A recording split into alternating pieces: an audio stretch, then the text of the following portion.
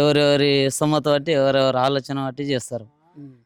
నువ్వు సీఎం అయితే ఏం చేస్తావు చెప్పు కేసీఆర్? నేనైనా ఎవరైనా కూడా ఎవరు పరిపాలన వాళ్ళు నిర్వర్తిస్తారు కదా. ఇప్పుడు నీ బిడ్డ పెళ్లికి నేను జైలు వేసిండు అనుకో, చేస్తా. సీఎం అయినావు, నువ్వేం చేస్తావు? ఏం చేస్తా, గొప్ప కూర్చునేటినప్పుడు ఆడ కూర్చునేటినప్పుడు ఎవరేం చేస్తారు చెప్పు? ఏం చేయవా? ఏం చేస్తారు? ఎన్నుకున్న వాళ్ళు ఎలా కొట్టుకోవడానికి ఆలోచన చేస్తారు.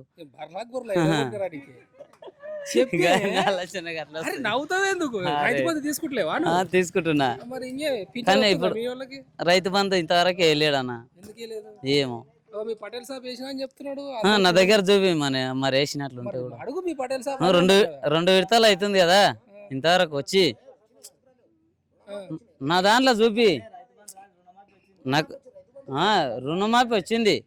మా నాయనకు 1,80,000 ఉండే అయిపోయింది.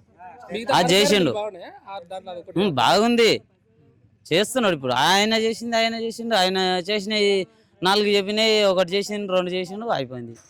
ఇప్పుడు ఈయన చెప్పినవి 4 చేసిండు, ఇంకా ఉన్నాయి అన్నట్టు. వస్తుంది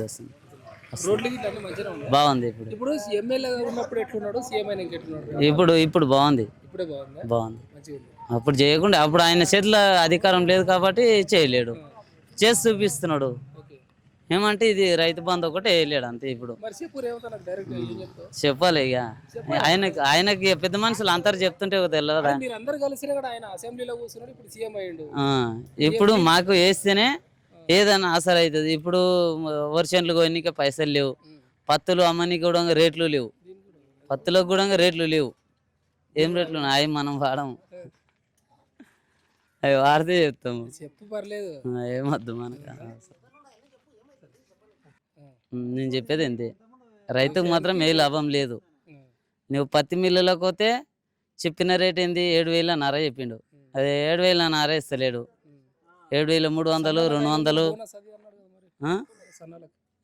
లేదు. అవన్నీ అవే ఇస్తలేడు అసలు. ఒక్కరికి ఒకలాగా వేస్తలేడానా? మరి అది ఇప్పుడు సన్నోట్లు అందరు వేసుకొని కూడా సన్నోట్లు ఎంతమంది వేసుకోలే, ఎంతమంది వేసుకున్నారు? వేసుకోలేరు. ఏం చేయలేదు. ఇప్పుడు అందరు అదే వేస్తే కూడా ఎట్లా ఉంటుంది? బాగుంటుంది.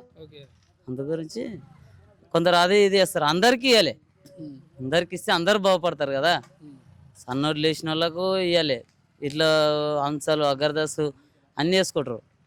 అట్లా వేసుకున్న వాళ్ళకి అందరికీ ఇవ్వాలి. ఇస్తే అందరిని సమానం చూడాలి. మరి చూస్తే మంచిగా ఉంటుంది.